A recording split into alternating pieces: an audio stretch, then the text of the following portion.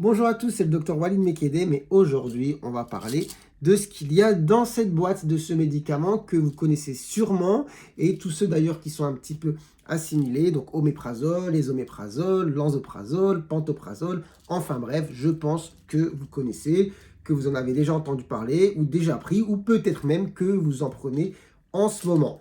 Et le problème de ce médicament, c'est quoi? C'est que, déjà, il est trop prescrit et trop pris dans des indications qui ne sont pas justifiées. Et ce médicament, je précise, c'est un médicament, ce n'est pas un bonbon. Donc, on n'a pas à le prendre d'une manière qui sort justement des indications dans lesquelles il doit être pris. Et en plus, si on le prend sur une longue durée alors qu'on n'en a pas besoin, on s'expose à des effets indésirables quand même qui sont costauds et qui, vous allez voir, sont quand même assez nombreux. Et c'est ce sur quoi je vais revenir dans cette vidéo. Bon, on va commencer par juste définir un petit peu c'est quoi oméprazole, etc. C'est quoi comme type de médicament et comment ça agit sur votre corps. On va pas faire de manière trop compliquée parce que vous savez, la pharmacologie, c'est un petit peu barbant parfois, mais c'est bien au moins de comprendre rapidement le mécanisme. Donc, on va utiliser les mots un petit peu complexes. Oméprazole, esoméprazole, etc. Ce sont des IPP, donc IPP pour inhibiteur de la pompe à protons.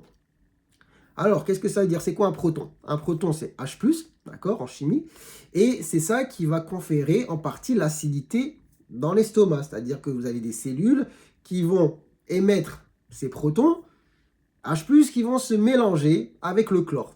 Et si vous avez des petites notions de chimie, H+, Cl-, ça fait HCl, acide chlorhydrique, voilà, ça donne l'acidité dans l'estomac. Et si on enlève le H+, on se débarrasse un petit peu de l'acidité. Donc, ce médicament agit sur ces pompes à protons. On s'arrête là pour l'explication de pharmacologie. Ça ne sert à rien d'aller beaucoup plus loin. Maintenant, quelles sont les indications justement dans lesquelles on va mettre ce médicament? Pourquoi on va le donner? Dans le reflux, c'est vrai.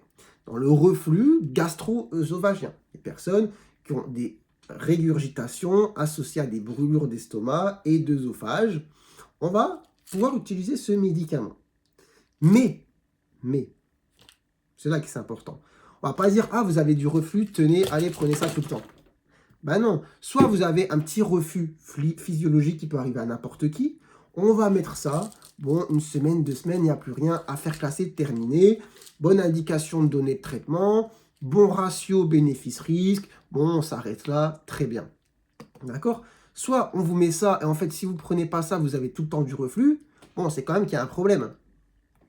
Donc, si on essaye de masquer le problème avec ça, on va sûrement passer peut-être à côté d'un problème d'envergure plus importante. Donc, voilà, ce qu'il faut savoir, c'est que chez une personne de moins, on va dire de 60 ans, 65 ans, je n'ai pas le cut-off exact, mais qui a un reflux d'apparition comme ça, spontané, on teste ça 1 mois, d'accord? Et si après le 1 mois, on est toujours dans la persistance du reflux, là on se pose des questions et on va faire quand même des examens complémentaires. C'est quand même bizarre de se dire, bah non, bah c'est tout, laisse tomber, tu as du reflux. Et si chez une personne de plus de 60-65 ans, il n'y a jamais eu de reflux, et que là ça apparaît, bah, au vu de l'âge, etc., et potentiellement du terrain de la personne, on ne va pas attendre l'histoire d'un mois, on va se dire quand même, ce serait bien d'aller voir le gastro-entérologue et de faire un petit check-up avant de dire on met un médicament et puis basta, vous prenez ça pendant 2-3 ans et on verra.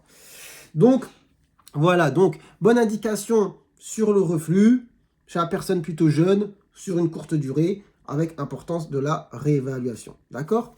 Après, autre indication pour donner ce traitement, eh bien, c'est si vous avez, par exemple, une gastrite, voilà, ou une inflammation de l'estomac qui a été vue en fibroscopie, ou potentiellement que vous avez aussi une infection à un microbe qu'on appelle Helicobacter pylori, ou si vous avez à un stade un peu plus grave un ulcère de l'estomac, dans le traitement, vous allez avoir ça à une certaine dose et pendant une certaine période.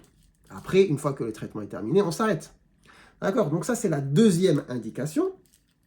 Et troisième indication, c'est en prévention des ulcères de l'estomac chez des personnes à qui on va donner des médicaments qui tapent sur l'estomac, comme par exemple l'aspirine ou les anti-agrégants, les anti-inflammatoires.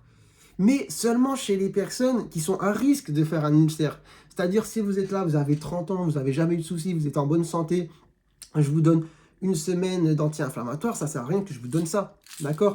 Par contre, voilà, si vous avez plus de 65 ans, ou si vous avez déjà fait un ulcère, ou si vous avez un autre traitement qui tape un petit peu sur l'estomac, en prévention, là, on a analysé un peu le terrain, on se dit, bon, ce serait quand même peut-être judicieux de mettre un petit protecteur gastrique le temps du traitement. Donc, vous voyez les 3 grandes indications où on va donner ce traitement.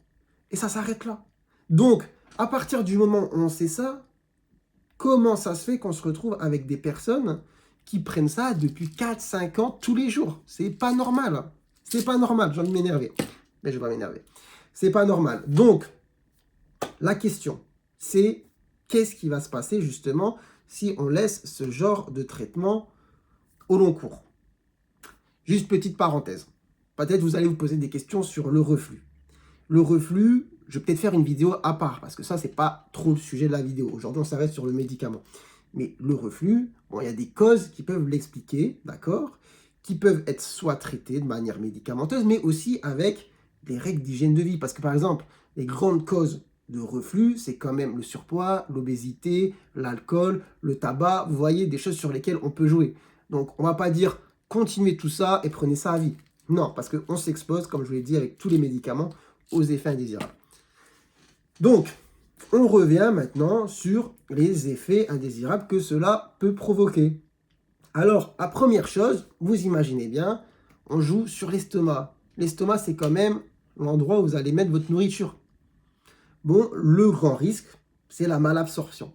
D'accord? En modifiant l'acidité de l'estomac, etc., vous pouvez avoir des phénomènes de malabsorption de plusieurs minéraux et vitamines qui sont essentiels au bon fonctionnement de votre corps. Par exemple, la vitamine B12. La vitamine B12 qui est absorbée, enfin la digestion, le processus de digestion se fait au niveau de l'estomac et elle est essentielle à votre bon fonctionnement, que ce soit pour la fabrication de vos globules rouges ou au bon fonctionnement de votre système nerveux. Si vous avez une malabsorption en vitamine 12, B12, pardon, vous exposez à des problèmes d'anémie et si elle a un stade évolué, des problèmes aussi neurologiques. C'est quand même pas rien. C'est quand même pas rien. Donc malabsorption en vitamine B12. On a aussi la malabsorption en magnésium. Le magnésium qui va jouer aussi sur les phénomènes de contraction, de conduction électrique. Ça peut donner aussi voilà, des problèmes neurologiques, etc. Des crampes, tout ce que vous voulez, liés à la carence en magnésium. Voilà, à cause de ce traitement justement qui est pris au long cours. On peut avoir aussi dans une certaine mesure des carences en fer, par malabsorption en fer, qui vont donner par exemple aussi des problèmes d'anémie, etc. Donc vous voyez, là on se retrouve déjà dans une catégorie d'effets indésirables, en plus qui n'est pas farfelu, hein. Même pour quelqu'un qui n'a pas trop de notions, c'est quand même assez logique de se dire, je modifie au long cours l'acidité de mon estomac, j'absorbe moins bien tout ce qui est censé être apporté par l'alimentation. Ça semble quand même logique, on est d'accord? Bon, voilà. Ensuite, il y a des effets aussi qui sont montrés sur le phénomène de fragilité osseuse. Donc voilà, pareil, si vous dépassez un certain âge, surtout si vous êtes une femme, que vous avez des facteurs de risque d'ostéoporose, prendre des IPP au long cours, c'est pas une bonne idée. Non, non, non, c'est pas une bonne idée. Ensuite, on va parler d'autres effets indésirables, une autre catégorie d'effets indésirables, ce sont les interactions médicamenteuses. Pareil, là, pas besoin d'avoir des méga notions en médecine pour se dire que vous avez tel médicament sur l'ordonnance, tel médicament, tel médicament, tel médicament. Je vous en rajoute un. Bah, ça fait quand même un médicament de plus. 1 plus 1 plus 1 plus 1. Ça commence à faire beaucoup. Les médicaments se mélangent et on risque d'avoir soit des interactions, enfin, on va dire des interactions avec les médicaments et du coup la diminution aussi de l'efficacité d'autres médicaments.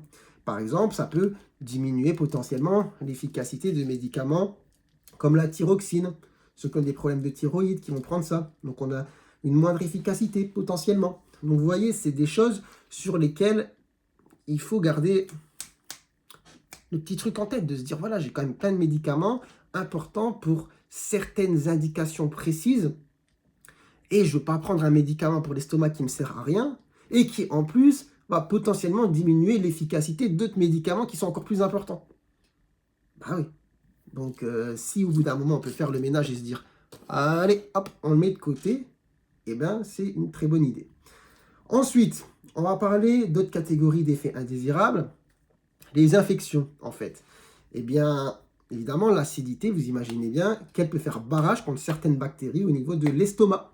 Et donc, si on la diminue de manière drastique, avec le temps, au long cours, on peut être sujet potentiellement aussi à des infections, à des germes, par exemple comme Clostridium difficile. Enfin bref, je ne vais pas entrer trop dans les mots compliqués, même les salmonelles, etc. Enfin bref, on enlève une barrière naturelle que notre corps a depuis toujours contre les ennemis de l'extérieur. Pareil, pas besoin d'avoir des notions de malade pour dire « Ah oui, voilà, ça semble logique quand même, ça semble logique ». Donc ça, c'est une chose. Et après, il y a aussi des études qui suggèrent que ça peut être la même chose au niveau des poumons et favoriser des infections au niveau des poumons. Déjà, parce qu'on a une pullulation bactérienne au niveau de l'estomac, qu'on peut aspirer avec les reflux. Vous savez que ceux qui ont des reflux, souvent la nuit, quand ils dorment, etc., ils aspirent un petit peu l'acide. Si dedans, il y a beaucoup de germes, ça peut potentiellement favoriser des infections pulmonaires. Et en plus de ça, on aurait des pompes, enfin, on a, si je ne dis pas de bêtises, des pompes à protons aussi au niveau des poumons qui permettent aussi de fabriquer un petit peu le mucus. Et si on diminue du coup l'acidité du mucus des poumons, ben voilà, on enlève encore une barrière naturelle du corps contre les ennemis de l'extérieur. C'est ça que je vais vous faire comprendre. Bon, enfin bref. Ensuite, autre élément important sur lequel je voulais revenir, c'est... ah oui, il y a des études qui suggèrent, mais là on est voilà, à voir, à déterminer avec le temps, que ce genre de traitement sur le long cours, ça peut participer aussi au déclin cognitif. D'accord? Bon, affaire à suivre avec les études peut-être qui seront faites sur le sujet, mais voilà, pourquoi prendre le risque de toute manière de prendre ça au long cours quand on n'en a pas besoin? Franchement, je pense que c'est déjà pas mal. Après, il y a peut-être quelque chose que j'ai oublié de dire, c'est les colites. Ça peut donner aussi voilà, des problèmes au niveau intestinal avec des diarrhées. Enfin bref. Mais qui vont s'arrêter à l'arrêt du traitement, mais quand même, si on peut éviter, c'est toujours mieux. Je pense que je vais m'arrêter là sur les effets indésirables. Tout ça pour dire que ce traitement ne doit pas être pris comme ça tous les jours alors que vous n'en avez pas besoin. Et si en fait vous avez un reflux qui persiste à l'arrêt de ça, c'est quand même qu'il y a quelque chose à faire. Et c'est aussi le problème en fait en mettant ce traitement en long cours, parfois on va retarder la prise en charge de quelque chose d'autre. Par exemple, une des principales causes quand même d'acidité de reflux de l'estomac, c'est une infection à Helicobacter pylori, qui est une bactérie dans l'estomac. Bon, si pendant 3-4 ans, vous mettez ça au niveau de l'estomac, vous n'avez plus d'acidité, mais qu'en fait la bactérie est toujours là, vous vous exposez quand même à d'autres effets beaucoup plus méchants. Et ça, on y reviendra peut-être dans une prochaine vidéo. Donc voilà, tout simplement. Donc, voilà. Je vais m'arrêter là. Je pense que vous avez compris le message. Donc voilà, j'avais en tiré une petite gélule. Ça ressemble à ça pour ceux qui veulent voir hein, à l'intérieur. J'espère que vous aurez appris des choses. J'espère que vous aurez peut-être tilté un petit peu sur l'intérêt d'arrêter ce traitement si vous le prenez depuis très longtemps et qu'au final, vous n'en avez pas forcément besoin. De tilter aussi sur le fait que si en fait vous ne vous sentez pas bien à l'arrêt de ça, c'est que peut-être il faudrait revoir un gastro-entérologue et refaire des examens complémentaires au niveau de l'estomac. Voilà. Mais à garder en tête, je ne diabolise pas le médicament en disant qu'il a un intérêt dans certaines indications, sur certaines périodes, à une certaine dose, à une certaine durée. Tout simplement. Tout simplement. On reste simple et efficace. Enfin bref, voilà, j'espère que vous aurez appris les choses, que ça vous aura plu. Si c'est le cas, n'hésitez pas à liker la vidéo, à mettre des petits commentaires si vous avez des questions. Et sur ce, moi, écoutez, je vous souhaite une très bonne journée. Prenez soin de vous, prenez soin de votre santé. Et je vous dis à très bientôt, je l'espère, pour de nouvelles vidéos. Allez, ciao, ciao.